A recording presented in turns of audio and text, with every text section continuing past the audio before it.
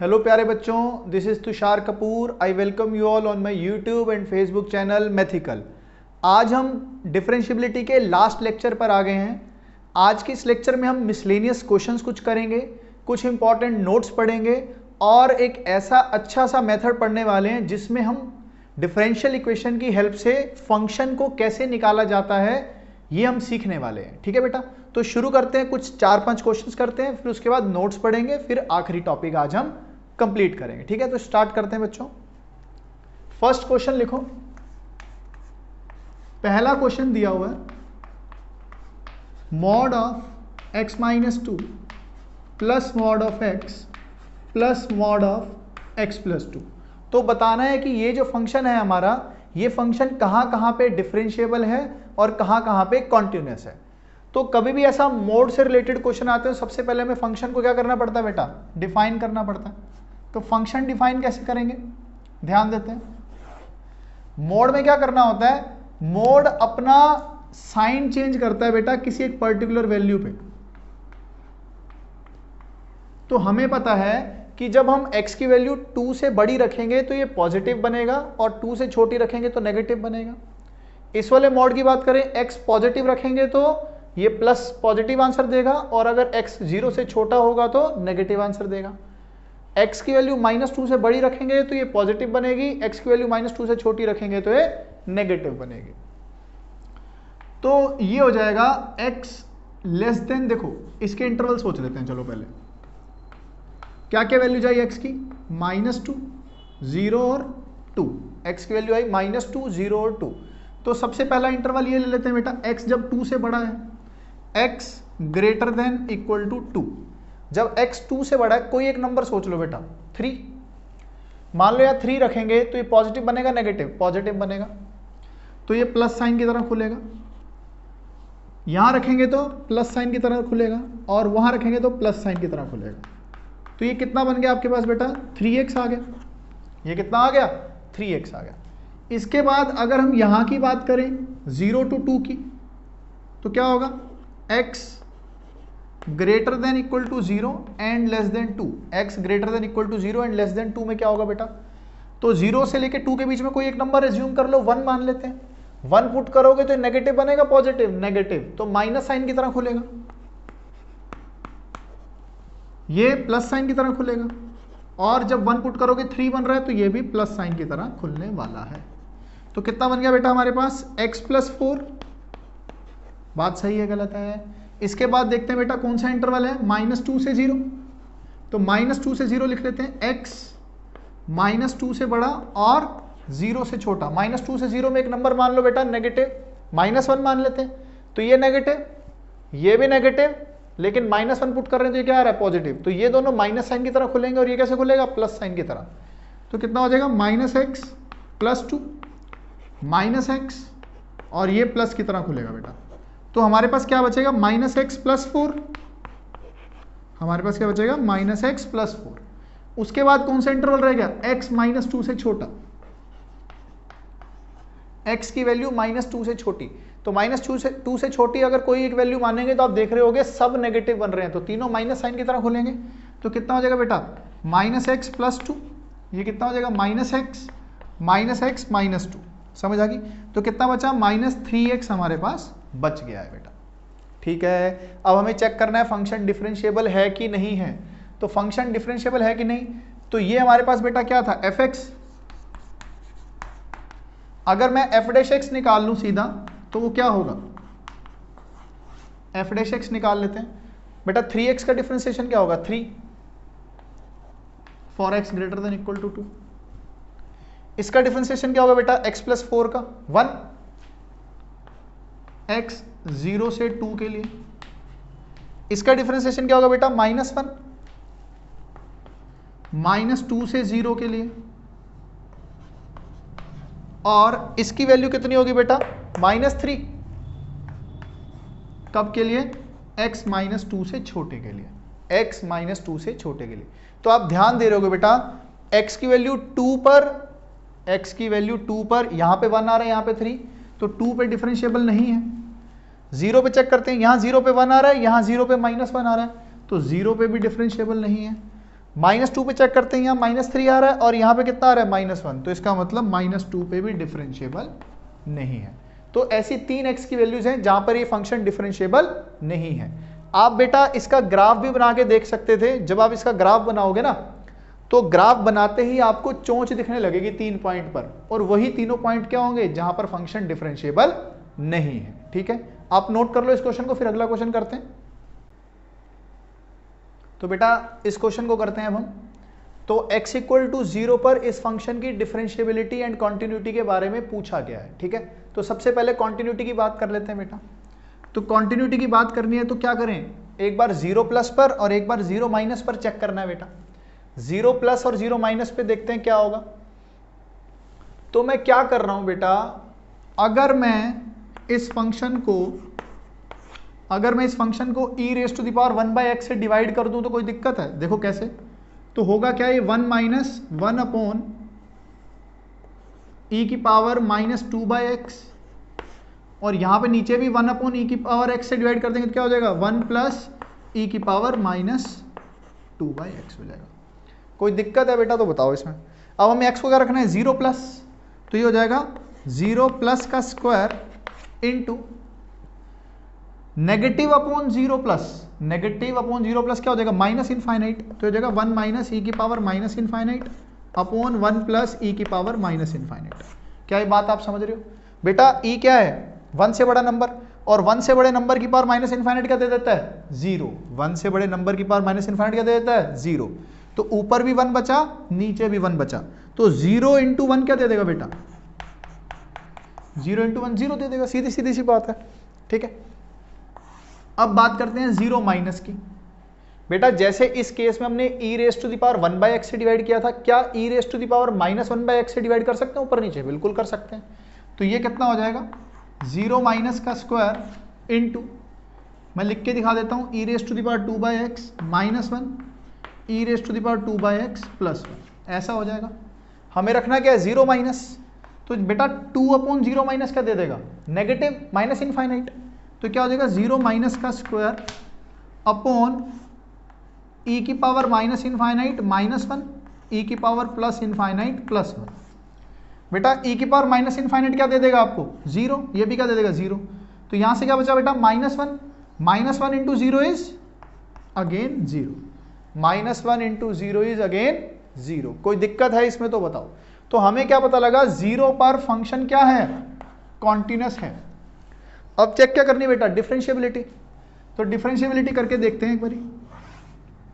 तो डिफरेंशिएबिलिटी अगर इसके हम चेक करेंगे तो मैं लिख देता हूं, लिमिट h टेंडिंग टू 0, अगर मैं ऐसा करके दिखाऊं, f(0 + h -f(0 upon h), है ना। अगर इसकी वैल्यू कुछ फाइनाइट आ जाती है तो मैं क्या बोल दूंगा, डिफरेंशिएबल है। ठीक है, तो f(0 + h) देख लेते हैं बेटा। हर x की क्या लिखना है, 0 + h, तो ये हो जाएगा h² into e⁻1/h -e⁻−1/h upon e⁻1/h plus e⁻−1/h minus f(0). बेटा x की वैल्यू 0 पे आंसर कितना आ रहा है, 0, तो -0 कर देंगे, अपॉन में कितना बेटा, h, हाँ या ना, समझ आ गई। तो एक h से क्या हो गया, एक h कट गया। ठीक है, तो ये कितना हो गया बेटा, h इंटू, अगर मैं इसको डिवाइड कर दूं बेटा 1e⁻1/h से, तो क्या हो जाएगा, -2/h अपॉन 1 + e⁻−2/h। ठीक है, अब हुआ क्या, अगर मैं इसको 0+ पुट कर रहा था बेटा, 0+, तो ये आंसर कितना दे रहा था, 1। जब मैं 0+ कर रहा था 1 और 0-1 कर रहा था तब -1 दे रहा था। तो अगर दोनों केस भी मैं ले लेता, left hand derivative, right hand derivative, तो या तो 0 × 1 आता, हाँ है ना, और अगर मैं लेफ्ट हैंड वाला ले लेता तो क्या आता, 0 × -1, तो ये भी कितना हो जाता बेटा, 0 हो जाता। तो इसका डेरिवेटिव भी एग्जिस्ट कर रहा है और कंटिन्यूअस तो ये फंक्शन था ही, तो ये फंक्शन डेरिवेबल भी है बेटा, ये फंक्शन डेरिवेबल भी है एट x = 0। समझ आ गई है? समझ आ गया तो इस क्वेश्चन को अच्छे से नोट कर लो बेटा। फिर चलो बेटा ये वाला क्वेश्चन देखते हैं एक बारी।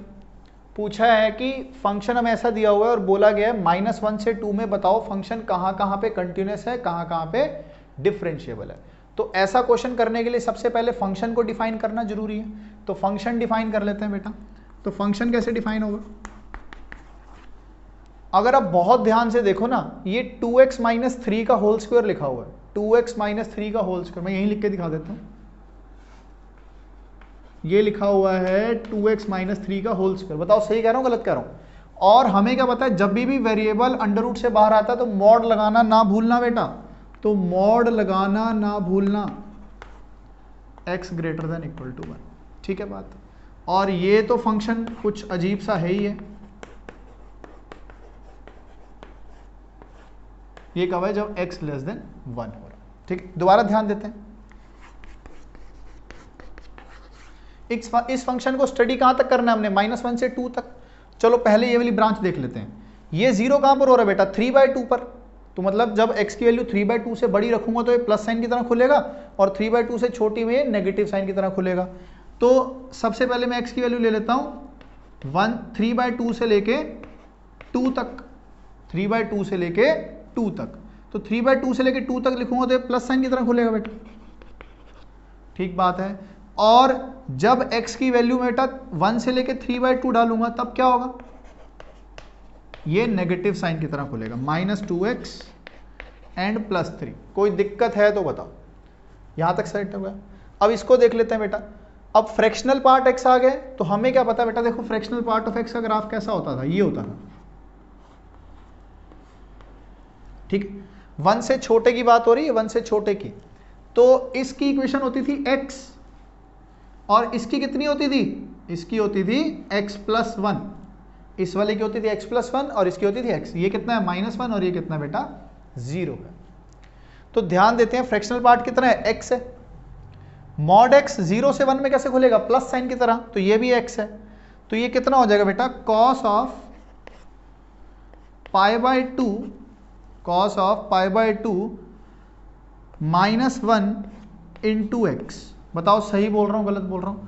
और ये कहां तक की बात हो रही है? x जब 0 से 1 है। x की वैल्यू जब 0 से बेटा क्या है? 1 है।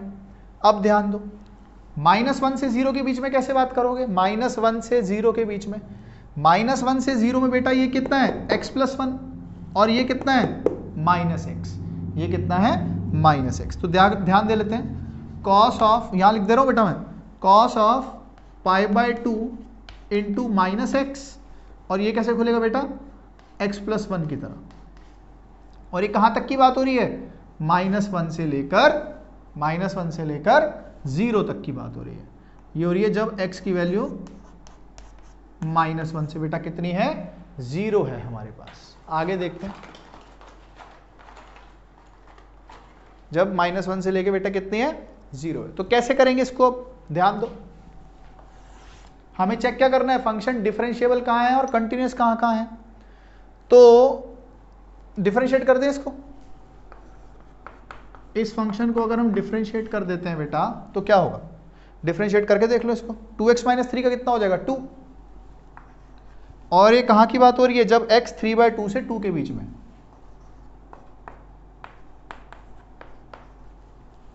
उसके बाद देखो -2x + 3 का डिफरेंशिएशन कितना बेटा? -2। ये कब की बात है? जब x 1 से लेकर 2 के बीच में है। इसका डिफरेंशिएशन कितना होगा बेटा?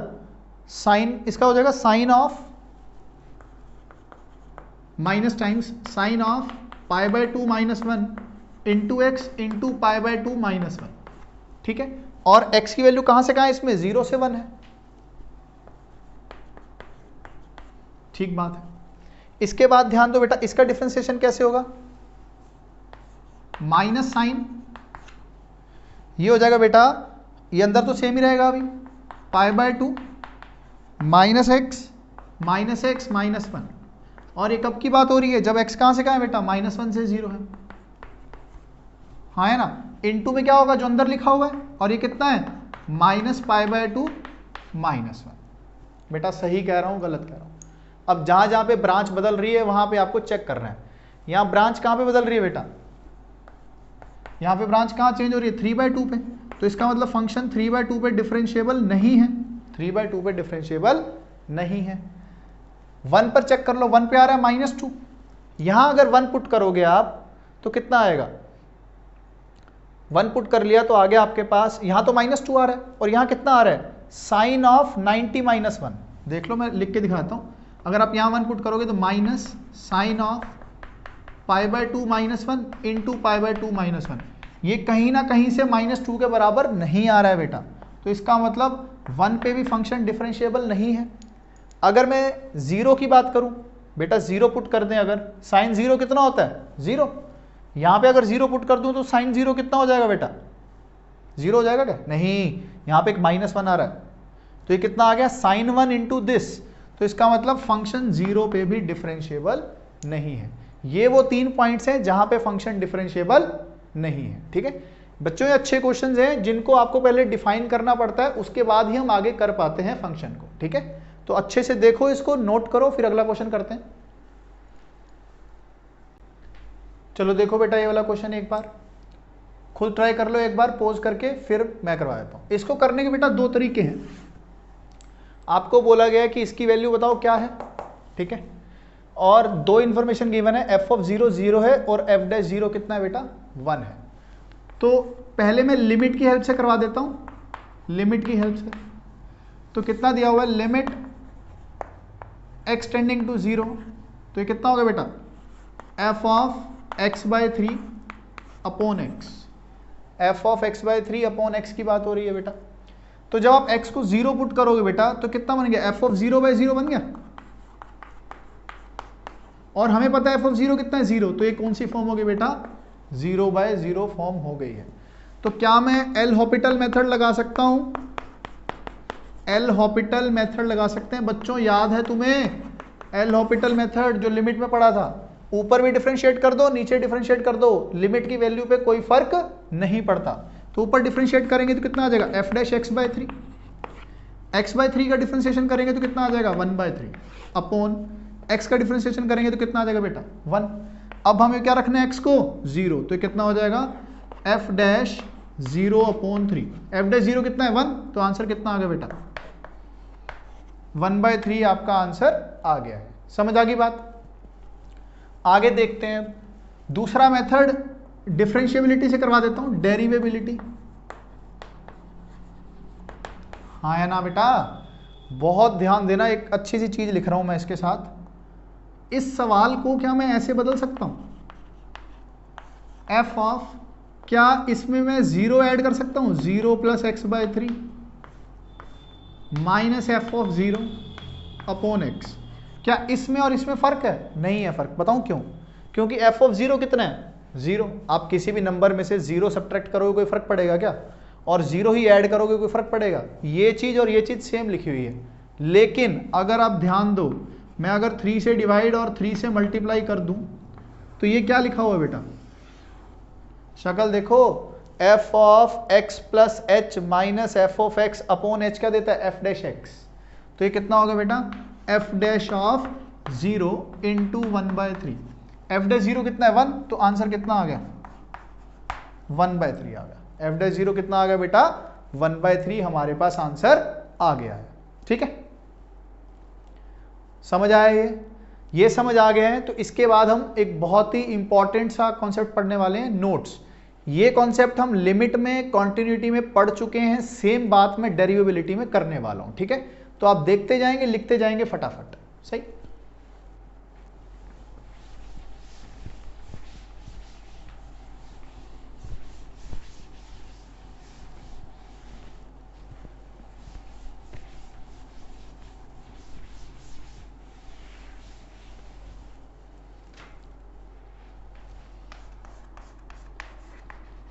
Important notes,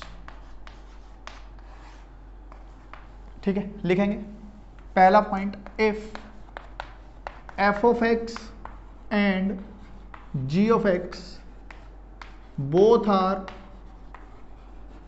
डेरिवेबल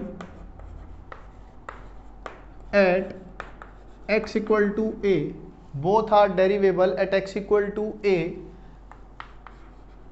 then f of x ± gx, याद आ रहा होगा आपको अब, and f of x into g of x f of x by g of x, मतलब ये सारे rule, quotient rule, product rule, plus minus, ये सब एप्लीकेबल होंगे, आर ऑल्सो डेरिवेबल। तो बेटा ये भी डेरिवेबल होंगे, बात समझ रहे हो कि नहीं। सेकंड पॉइंट देखते हैं, if F of X is derivable at x equal to A and g of x is not derivable,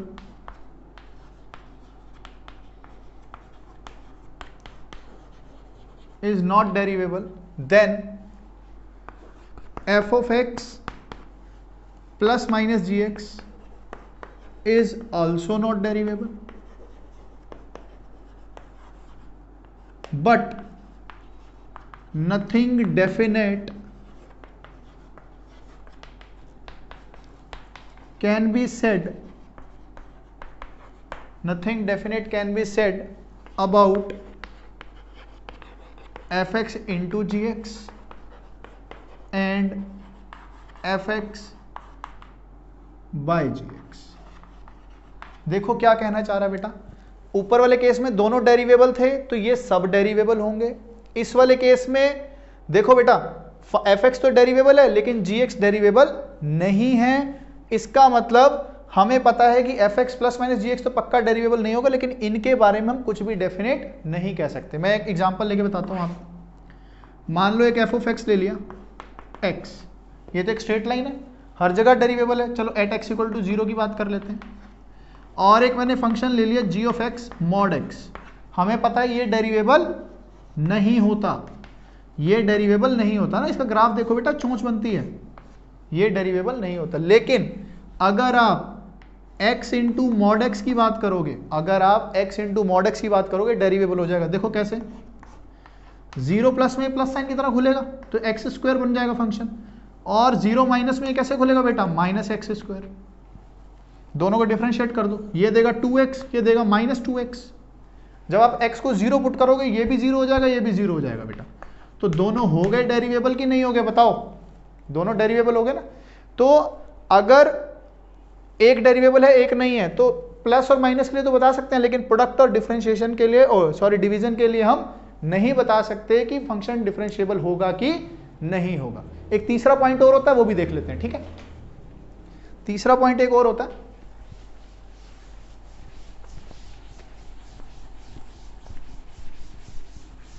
तीसरा पॉइंट देख लो बेटा। एक तीसरा पॉइंट क्या होता है, if f of x and g of x both are not derivable, if both are not derivable at x equal to a, then nothing definite cannot be said for fx plus minus gx, fx into gx and f of x by g of x।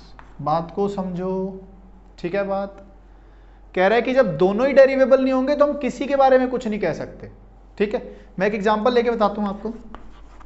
मान लो एक function ले लिया मैंने, sine of mod x at x equal to 0। बेटा sine mod x x equal to 0 पे differentiable नहीं होता। एक फंक्शन और ले लिया मैंने, मॉड ऑफ एक्स, ये भी डिफरेंशिएबल नहीं होता, अभी बताया था चोंच बनती है। लेकिन अगर आप बात करो f of x minus g of x की, बेटा ये डेरिवेबल हो जाता है। तो f of x minus g of x कितना हो गया, sine of mod x minus mod x. समझो बात को, ध्यान दो। 0 प्लस में आप, साइन था ना, हाँ, 0 प्लस में आप इसको कैसे लिखोगे, साइन एक्स माइनस एक्स। और 0 माइनस में आप इसको कैसे लिखोगे बेटा, minus sine x plus x. देखो ना, जब मॉड माइनस साइन से खुलेगा तो माइनस माइनस प्लस हो जाएगा ना। अगर हम दोनों को डिफरेंशिएट करें बेटा, डिफरेंशिएट करें तो ये क्या हो जाएगा, कॉस एक्स माइनस 1, और ये कितना हो जाएगा बेटा, माइनस कॉस एक्स प्लस 1। हाँ या ना। अब आपको रखना कि x को 0, cos 0 कितना होता है 1, 1 माइनस 1 कितना हो गया बेटा 0, cos को कितना रखना है आपने 0, cos 0 कितना होता है 1, तो कितना आ गया -1, -1 प्लस 1, ये कितना हो गया बेटा 0 हो गया। तो दोनों साइड कितना आ गया हमारे पास 0 आ गया, तो फंक्शन क्या बन गया डेरिवेबल। तो वही तो बात बोल रहे हैं, अगर दोनों डेरिवेबल नहीं है तो कुछ भी नहीं कह सकते, क्या पता है डेरिवेबल बन जाए। समझ आया कॉन्सेप्ट, ठीक है। एक आखिरी में इंपॉर्टेंट कॉन्सेप्ट करने वाले हैं बेटा, इसको नोट कर लो, और अगला जो कॉन्सेप्ट है वो काफी इंपॉर्टेंट है, ठीक है, इसको नोट कर लो। चलो देखो बेटा, एक नया जो हम टॉपिक पढ़ने वाले थे, टॉपिक का नाम है determination of function which are differentiable and satisfies the given functional rule. बेटा हमें एक फंक्शनल रूल गिवन है, ये आपने फंक्शंस वाले चैप्टर में पढ़ा था। ये एक्स और वाई में कुछ रिलेशन दिया हुआ है और एक एक्स्ट्रा में कंडीशन गिवन है और पूछ रहा है कि फंक्शन क्या रहा होगा। तो बेटा डेरिवेबिलिटी की हेल्प से, इस फॉर्म की हेल्प से हम फंक्शन भी निकाल सकते हैं। तो ये हमारा वर्किंग रूल रहेगा बेटा। तो सबसे पहले हमें ये वाला फंक्शन बनाना है, ऐसा फॉर्म बना लेनी है। ऐसी फॉर्म बनाने के बाद आप इसको f डैश एक्स लिख सकते हो और राइट हैंड साइड को आपको सॉल्व करना है। ऐसा करने के बाद आपको f डैश एक्स को इंटीग्रेट करना है। इंटीग्रेट करने के बाद आपने सुना होगा फिजिक्स में इंटीग्रेशन कांस्टेंट आता है, तो उस कांस्टेंट को गिवन कंडीशंस की हेल्प से आपको फाइंड आउट करना है। बेटा देखने में मुश्किल लग रहा है, लेकिन जब करने लगेंगे आसान हो जाएगा, ठीक है। तो सबसे पहला इस फंक्शनल इक्वेशन को ऐसी फॉर्म में लेके जाना है। देखो क्या लिखा हुआ है, हर एक एक्स और वाई के लिए एप्लीकेबल है ये। तो क्या मैं यहां पे बैठे हुए हर एक वाई को h लिख सकता हूं? h मतलब बहुत छोटा नंबर। तो होगा क्या, ये लिखा हुआ है f of f x plus H, इस fx को इधर ले गया तो माइनस fx, तो कितना बच गया बेटा हमारे पास f of h plus x square H plus x H square. कोई दिक्कत है तो बताओ। दोनों साइड बेटा मैंने h से डिवाइड कर दिया, कर सकता हूं कि नहीं कर सकता हूं? दोनों साइड अब h है बहुत छोटा नंबर, तो लिमिट ले ली, लिमिट h टेंडिंग टू 0, ठीक है। तो ये सेम लिमिट यहां भी लगेगी बेटा, लिमिट h टेंडिंग टू 0। समझो बात को, ठीक है। ये क्या लिखा हुआ है, ये लिखा हुआ है f डैश एक्स, ये लिखा हुआ है f dash x, limit h tending to 0, f h by h कितना है बेटा, ये आपको क्वेश्चन में गिवन है, ये 1 है, ये 1 गिवन है आपको, प्लस ये h इस h से कट गया तो क्या मिल गया बेटा एक्स स्क्वायर, एक h से कट गया, अब क्या रह गया एक्स एच, h क्या है 0, अब 0 इंटू कुछ भी क्या होता है बेटा, ये तो 0 ही होता है, तो 0 लिखने की जरूरत भी क्या है। अब f डैश एक्स आ गया, तो उसने क्या बोला इंटीग्रेट कर दो दोनों साइड। इंटीग्रेशन करना आता है, बिल्कुल बेसिक तो हमें आता ही है। तो दोनों साइड हम क्या कर देंगे बेटा इंटीग्रेट। डिफरेंशिएशन का इंटीग्रेशन क्या होता है, फंक्शन खुद। मैं बहुत ध्यान से और धीरे बोल रहा हूं, डिफरेंशिएशन का इंटीग्रेशन क्या होता है, फंक्शन खुद होता है। तो ध्यान देंगे, 1 का इंटीग्रेशन एक्स स्क्वायर का इंटीग्रेशन कितना एक्स क्यूब बाय 3, प्लस में कितना बेटा कांस्टेंट, प्लस में कितना है कांस्टेंट है, प्लस में कांस्टेंट। समझ आ गई बात। अब ये कांस्टेंट निकाल लेंगे कैसे, कांस्टेंट कैसे निकालेंगे ध्यान दो। अगर मैं इस इक्वेशन में x और y दोनों को 0 पुट कर दूं तो क्या होगा, f of 0 is equal to f of 0, ये तो 0 ही हो गया, 2 टाइम्स f ऑफ 0 है ना। तो हमें क्या पता लगा यहां से कि f ऑफ 0 कितना है बेटा, f ऑफ 0 0 ही है, f ऑफ 0 कितना है बेटा 0 ही है। ध्यान देंगे, अब x को क्या रख देंगे 0, x को क्या रख देंगे नालायकों 0, तो f of 0 is equal to 0 plus c, तो ये किसके बराबर है 0, तो c की वैल्यू कितनी आ गई बेटा 0। तो हमारे पास फंक्शन यही रह गया। इसका मतलब इस फंक्शन के लिए बेटा ये फंक्शनल इक्वेशन थी। समझ आ रही है बात। तो आप कहोगे कि ये तो बहुत सही तरीका है किसी भी फंक्शन को निकालने का, ठीक है। आप इसको नोट करो, 1-2 क्वेश्चन और करेंगे, आपको प्रैक्टिस हो जाएगी, आप बहुत जल्दी करने लग जाओगे बेटा। नोट कर लो इसको फटाफट।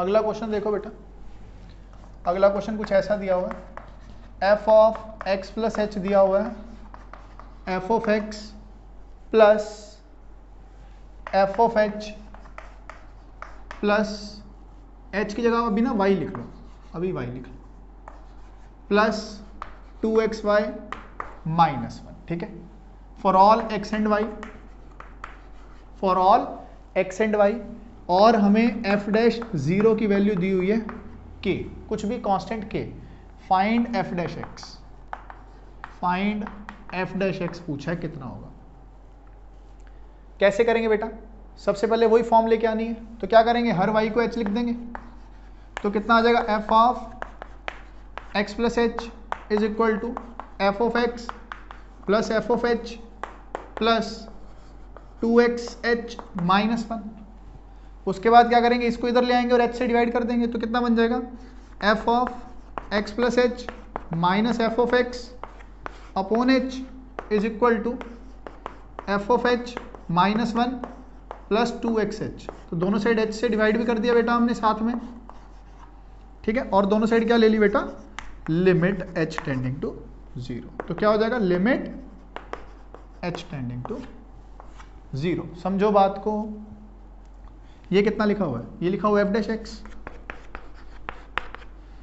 अब ध्यान देते हैं बेटा, h से h कट गया तो क्या मिल गया, 2x plus limit h tending to 0 f of h minus 1 upon h। समझ रहे हो, अब इसकी वैल्यू क्या होगी ये भी अपने आप में हमें देखना पड़ेगा, ठीक है बेटा। अब ध्यान दो, अगर मैं यहां पर x और y दोनों को 0 पुट करता हूं बेटा, x और y अगर दोनों को 0 पुट कर दिया तो क्या मिलेगा, f of 0 f of 0 f of 0,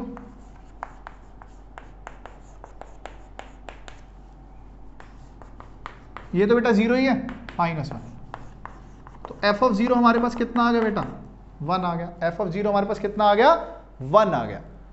तो क्या मैं इस 1 को f ऑफ 0 लिख सकता हूं, हाँ लिख सकता हूं। कितना होगा, देखो बहुत ध्यान से देखना बेटा, f of h minus 1 upon h, क्या इसको ऐसा लिख सकता हूं, f of 0 plus h minus f of 0 upon h।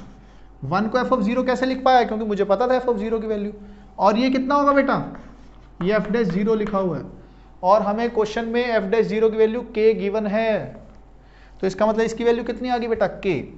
तो f dash x is equal to 2x plus k, क्या कर देंगे, इंटीग्रेट, तो ये दे देगा f ऑफ x, ये दे देगा 2x स्क्वायर बाय 2 मतलब x square by 2 plus kx plus integration constant. अब इंटीग्रेशन कांस्टेंट कैसे निकालेंगे, हम जानते थे x की वैल्यू 0 रखने पे आंसर कितना आता है, 1, तो 0 0, तो यहाँ f ऑफ 0 कितना दे देगा, 1, तो c की वैल्यू कितनी आ गई बेटा, 1। तो मैं फाइनल आपको फंक्शन लिख के दिखा रहा हूँ, f ऑफ x आ जाएगा x square plus kx plus 1। समझो बात को बेटा, ये जो कांस्टेंट निकालने के लिए कंडीशन निकालनी होती है वो आपको इसी से निकालनी पड़ेगी, x और y को दोनों को 0 रख के मोस्टली निकल जाती है, ठीक है। एक आखिरी क्वेश्चन और करेंगे, इसको अच्छे से नोट कर लो आप।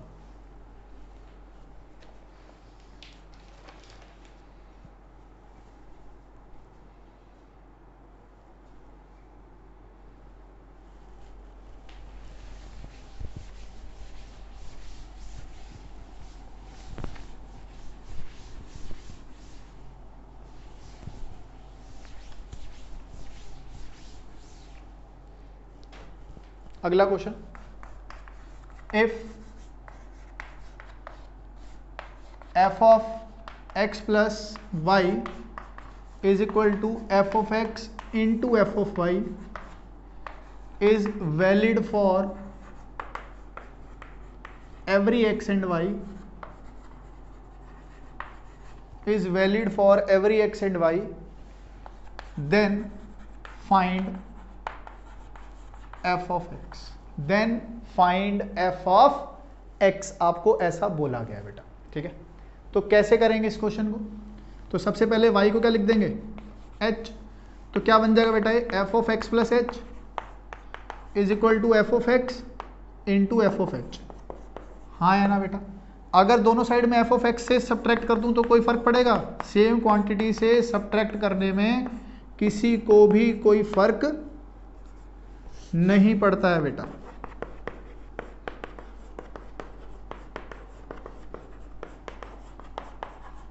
ठीक है बात? दोनों साइड क्या कर देंगे बेटा? h से डिवाइड भी कर देंगे। ठीक है बात? तो ये कितना लिखा हुआ है? अगर लिमिट लगा देते हैं हम तो ये कितना बन जाएगा बेटा? ये बन जाएगा एफ डैश ऑफ एक्स, और यहां से क्या कॉमन ले सकता हूं मैं? एफ एक्स कॉमन ले सकता हूं। इनटू में क्या चल रहा है? Limit h tending to 0 f of h minus 1 upon h। अब सारी फाइट क्या रहेगी बेटा? इसको निकालने की। सारी फाइट रहेगी इसको निकालने की। तो जैसा हमने बेटा पिछले क्वेश्चन में किया था वैसा सेम काम कर सकते हैं। x और y दोनों को 0 पुट कर देते हैं। अगर x और y दोनों ही 0 हो जाएंगे तो क्या मिलेगा? f of 0 is equal to f of 0 का स्क्वायर। तो यहां से दो बातें मिलेंगी, या तो f ऑफ 0 0 होगा या तो f ऑफ 0 1 होगा। बात को समझ रहे हो कि नहीं समझ रहे हो? f ऑफ 0 1 होने का मतलब, f ऑफ 0 0 होने का मतलब क्या बेटा? Identical function.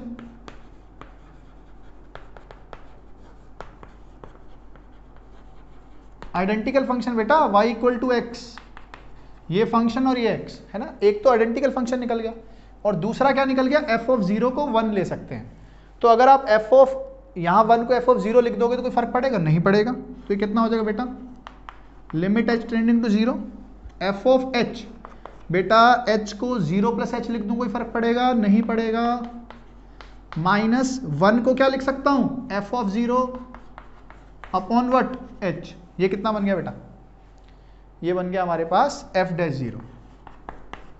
ये कितना बन गया हमारे पास? f dash 0। f डैश 0 क्या होगी? कांस्टेंट क्वांटिटी होगी। चलो कुछ इसको मान लेते हैं m होगी। मानने में क्या जा रहा है? मान लिया इसको m होगी। तो क्वेश्चन आ गया हमारे पास f dash x is equal to f x into m. F x into M.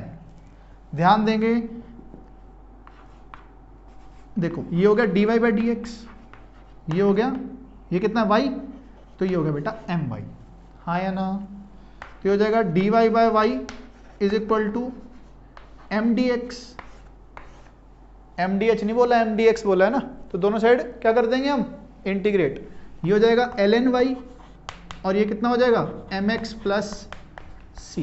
ये कितना हो जाएगा? एम एक्स प्लस सी। अब सी की वैल्यू कैसे निकाल लेंगे? एक्स को 0 रख के वाई 1, लॉग 1 कितना? 0, एक्स 0, तो सी कितना आ गया? 0। तो आपका आंसर आ गया y इज इक्वल टू ई की पावर एम एक्स। ये आपका फंक्शन निकल कर आया है बेटा। ठीक है, ये JEE Advanced point of view से इंपॉर्टेंट है कॉन्सेप्ट। जेई मेंस इस कॉन्सेप्ट पे क्वेश्चन नहीं पूछता है, लेकिन अगर पूछ लेगा तब भी आप क्या करोगे? तो हमें ये कॉन्सेप्ट आना बहुत ज़्यादा जरूरी है। तो इस क्वेश्चन के साथ बेटा हम डिफरेंशिएबिलिटी वाला चैप्टर अपना कंप्लीट कर रहे हैं। नेक्स्ट चैप्टर हम मेथड्स ऑफ डिफरेंशिएशन स्टार्ट करेंगे। ठीक है, तो मैं होप करता हूँ आपको ये चैप्टर अच्छे से समझ आ गया है और नेक्स्ट चैप्टर आप देख लेंगे, है ना। तो अगर आप इस चैनल से जुड़ना चाहते हैं तो सब्सक्राइब करें इस चैनल को, हर एक वीडियो को लाइक करें, सब्सक्राइब करें एंड शेयर करें। Thank you.